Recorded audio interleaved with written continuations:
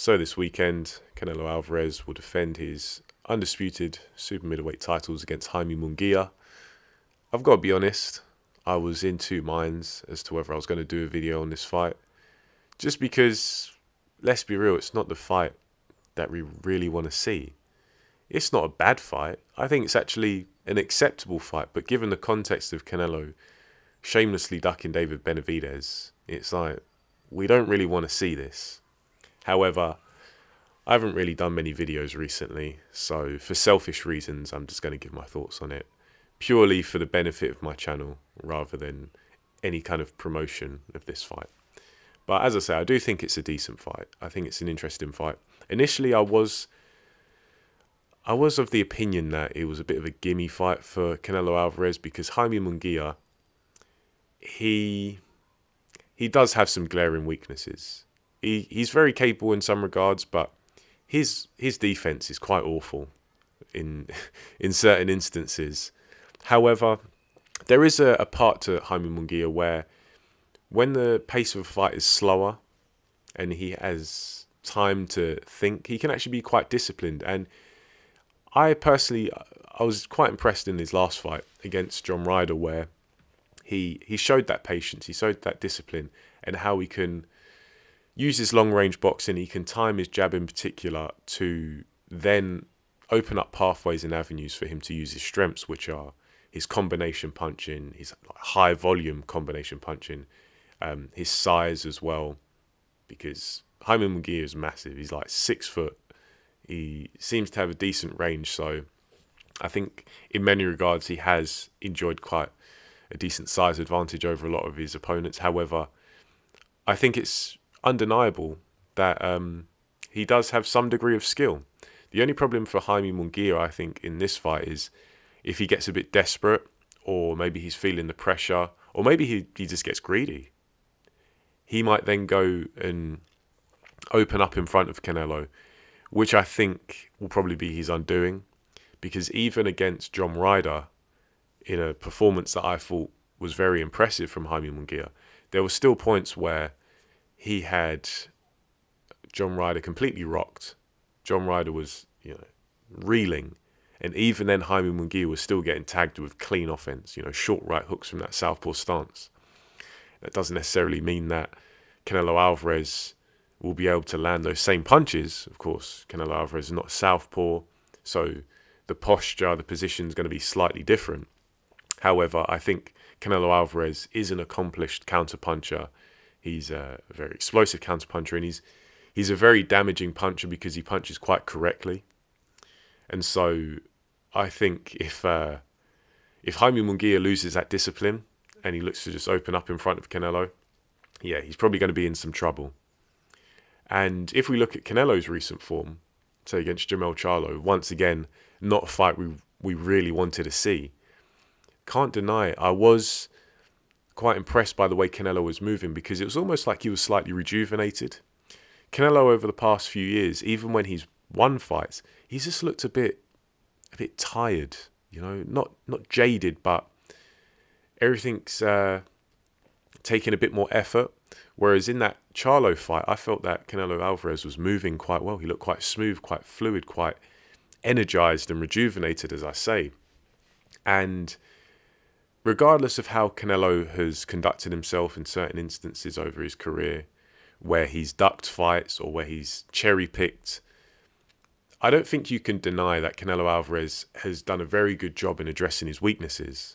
Because let's rewind 10 years ago, Canelo Alvarez wasn't a particularly good pressure fighter. He couldn't cut off the ring for toffee. Whereas now, he's actually a pretty decent pressure fighter. He cuts off the ring quite well. He has a very good active guard.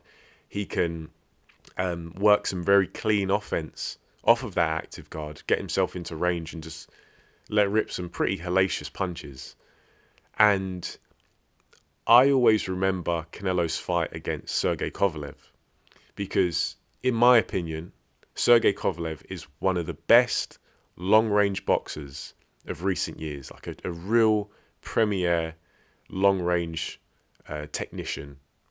And the way Canelo was able to work around that and be competitive at long range against, yes, a faded Kovalev, but nevertheless, like, Kovalev was still tremendously skilled. He didn't lose that. I was very impressed from a technical and a tactical perspective.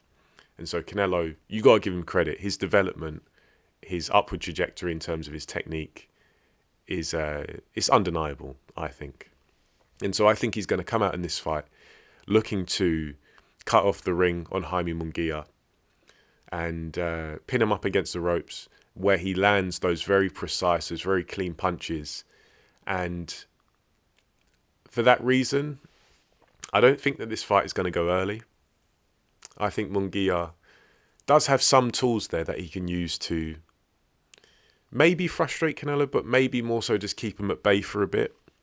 However, I see Canelo getting closer and closer, inflicting more damage, and it wouldn't surprise me if Jaime Munguia just gets a bit desperate and reverts back to type, because I don't want to be mean, but I'm being 100% totally prejudiced here. Even just by looking at Jaime Munguia, like the expression on his face a lot of the time, he seems a little bit simple. Like, he seems very happy-go-lucky, doesn't think about anything too much, and is just willing to get stuck in. And I think that, to a large extent, it serves him fairly well, because he's a fighter with a lot of bravery, a lot of heart, and he's quite entertaining because he'll just leave it all in the ring.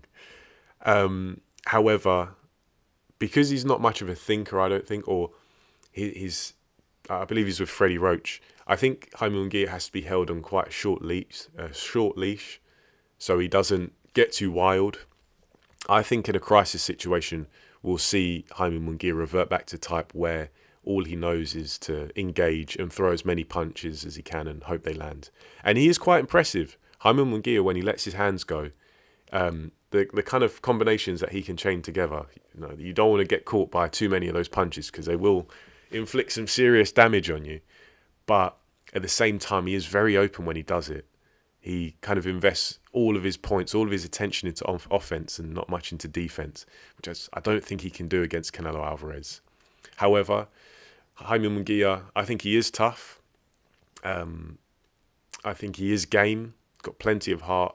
So I do see this fight going long, but I do think he'll get to a point where he's maybe just shipping too much punishment, and Canelo probably can force a stoppage.